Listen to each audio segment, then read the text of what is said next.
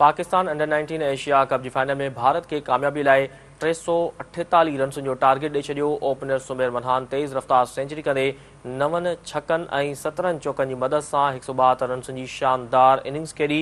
अहमद हुसैन बि 50 स्कोर करण में कामयाब रहियो। अमां खे आगाह करे रहिया आहियूं अहम ख़बर जे हवाले सां त पाकिस्तान अंडर 19 एशिया कप जी फाइनल में भारत के कामयाबीअ लाइ 348 रन्स जो टारगेट ॾेई छॾियो।